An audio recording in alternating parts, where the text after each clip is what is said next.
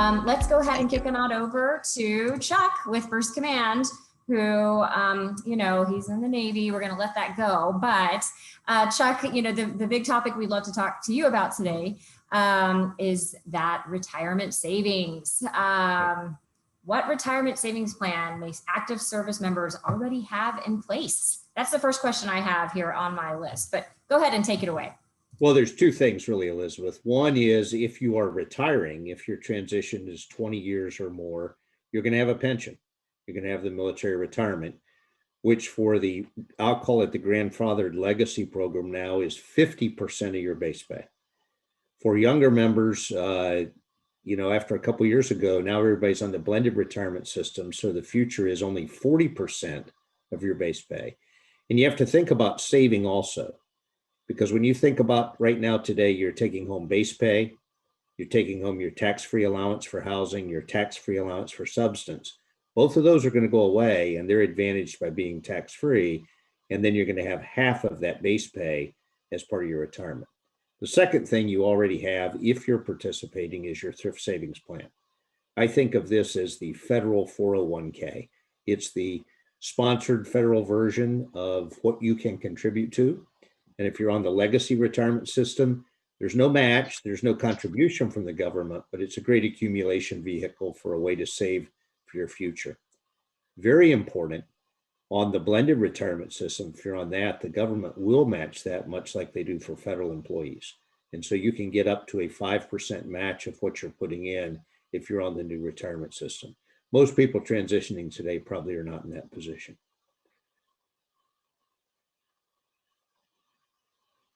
Sorry about that. It took me a while to find that unmute button. It just kind of disappeared on me. So this blended retirement is just so new. It's amazing to see this all changing. I don't know. I just know that's such a newer thing, and available as folks sign up. That they've shifted that a lot. Okay, so the question is, can you still contribute to your thrift savings plan after separation? You might have hit upon that, and I'm sorry if I missed that, Chuck, but can you? No, I didn't really hit that yet. And no, you cannot. I would give you one exception. If you transition out of the military and you're hired as a federal employee, you can participate in TSP, although that will be a new separate account. And so much like any employer's 401k, when you leave that employer and go to another place, then you're probably going to pick up a different one. And I would tell everyone listening, whatever employer you go to, understand that benefit package, just like your benefit package in the military, because one of the first places you want to save money is where somebody's going to give you a match. That's 100% return on your investment, and nobody can do better than that. So that's always a good place to be putting money. And then there are other options available to you, private accounts. You can have a joint or single registered, or you can have an individual retirement account, and that could be traditional or Roth. And the difference there is tax treatment, Elizabeth. So what happens, you don't want to let that, so take this from a young girl that got my first job and had a great 401k set up and then shifted jobs and just let that guy sit there and I didn't do anything with it. What will happen if you don't pay attention to that? Well, yeah, we would like to think as financial planners that you're always kind of paying attention to where your money is and it's not hidden in little pockets. And we've all done that. So your thrift savings plan, when you leave, if you have money in the thrift savings plan, it is tax deferred money mostly, although some of your contributions could have been Roth. You can leave it there. It can grow.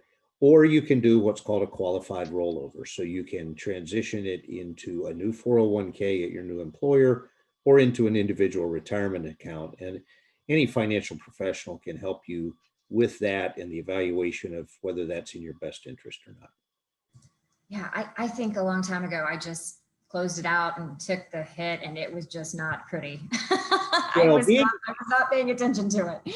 No, ma'am. And I just make this one point, Elizabeth, is that we lead somewhat of a nomadic lifestyle where our address changes a lot, and many transitioning service members are going to change jobs a couple times. Somebody, JJ or Hunt One, made the comment that, it might take 6 months to really figure out where you are.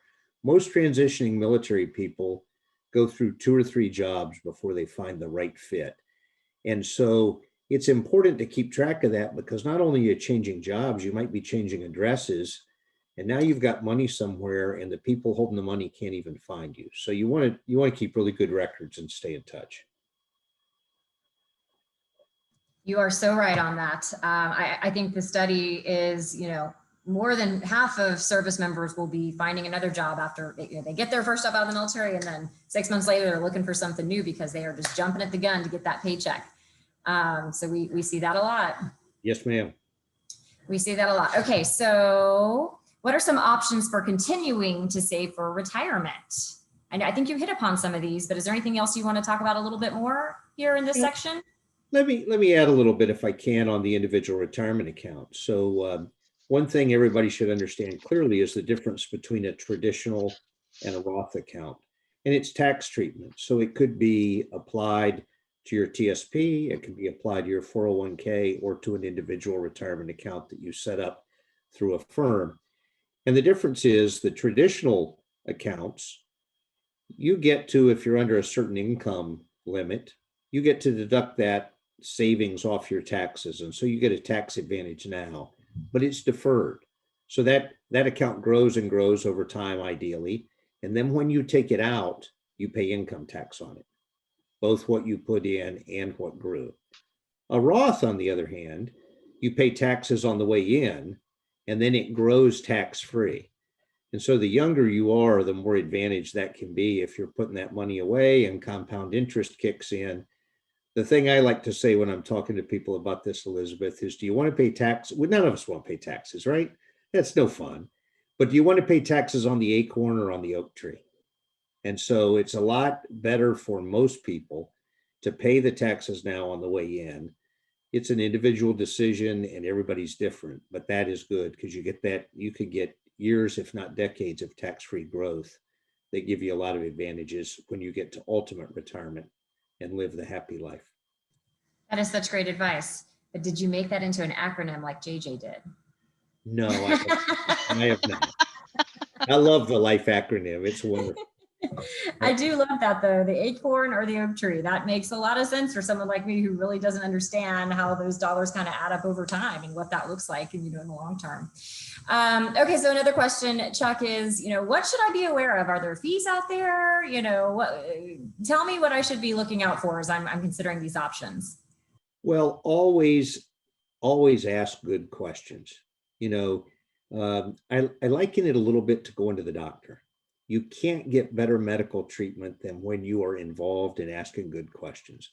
And the same thing's true when you're going to invest or sit down with a planner, is ask questions, be curious, probe and find out.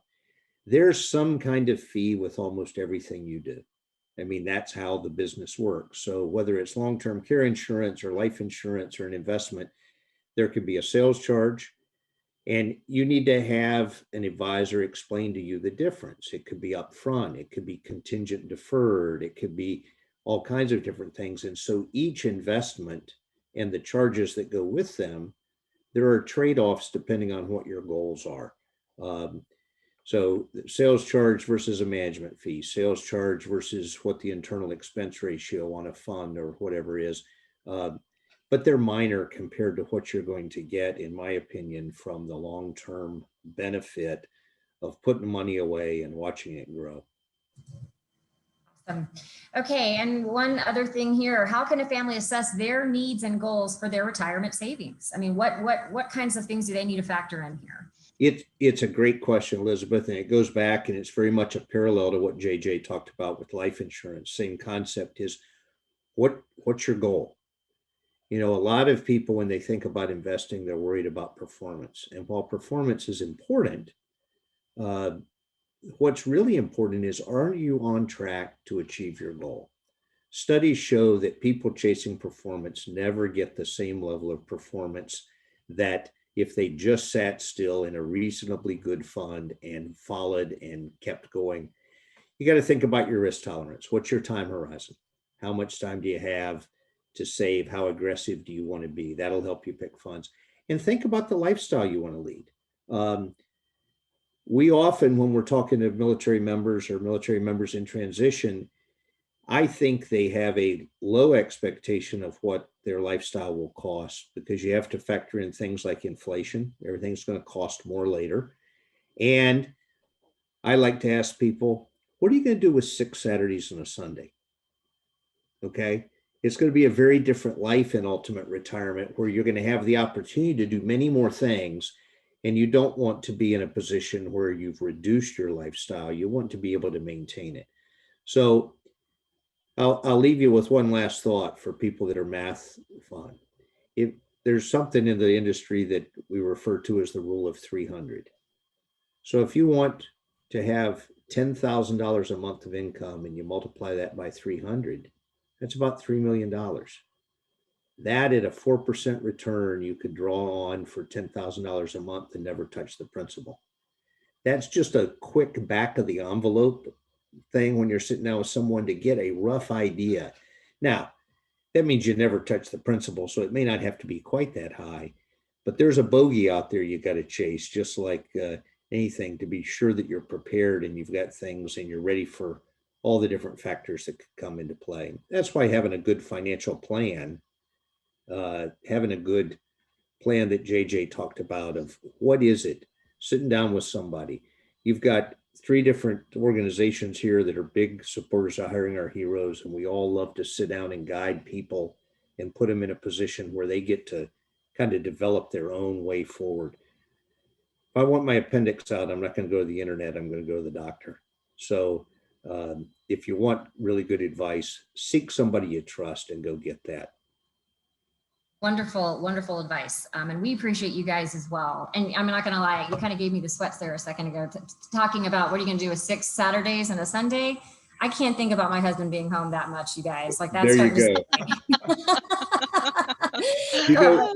You know the old saying, Elizabeth, when we retire from the military, you get half as much pay and twice as much husband, right? I'm a little scared about that one. I don't know what I'm going to do with him. Okay, we do have a question here. It says, I read that leaving money in the TSP may not be a bad idea due to the very minimal expense fees. I understand each plan should be unique, but can you provide a bit more information on that TSP plan? Absolutely. That is one of the considerations when you're considering it. TSP is one of the lowest cost investments out there. From my perspective personally, it's an absolutely superb accumulation vehicle for that, to bring your money up to where you're going to be. And I give TSP a lot of credit. In just the recent years, they've drastically improved the rules on distribution. One of the things that used to be a huge drawback to TSP, it was very limited what you could do in distribution. One of the primary choices was to take an annuity, which basically, or annuitize the fund, which basically means you get a certain amount of money for the rest of your life, and it's all factored into the time value of money. Well, you've already got that because you have your military retirement if you're retiring. And so that may or may not be the best thing to do with it. The other consideration is I talk about this Roth. We do a lot of tax conversion planning for clients that are in their second career. Now they've got a little elevated income, and they've got traditional money. They can convert that into a Roth by paying the taxes now and let it grow tax-free. That's an option if it's of interest to you. You can't do inside of TSP. So like everything that's been talked about here, the details matter, and it comes down to a personal decision for where you are in your financial journey as to what's the best thing for you. Okay, we're getting some more questions here. Any tips for rollover once transition occurs? What is a good percentage rate of company match? Example, 5% of base salary, like the military? That's one of the questions from Ken Saxton. Any insight there? So a couple of things to think about when you're looking at benefits is what's the match, and another thing called vesting.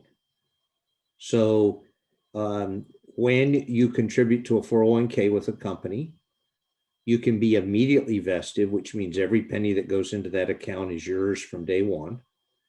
Or you can be on a transitional or a cliff vest. And what that means is a cliff is the company money, the money you put in is always going to be yours. But the match wouldn't be yours unless you were with the company for at least 3 years. Or the other thing you'll see written in benefits is a stair step, where after 1 year, 20% is yours. And then at say 5 years, it's all yours and you're fully vested and that money is yours. Did I hit the question, Elizabeth? There's so many pieces of that. I think so. And I think this is a one-on-one session for maybe question, for this person. So, Sure. Reach out, find a representative in your area to talk you through this. Like all of the folks on our webinar today are truly invested in the military community. There's no doubt about that. They have been there, they live the life, and they care about the decisions you're making as you're approaching transition.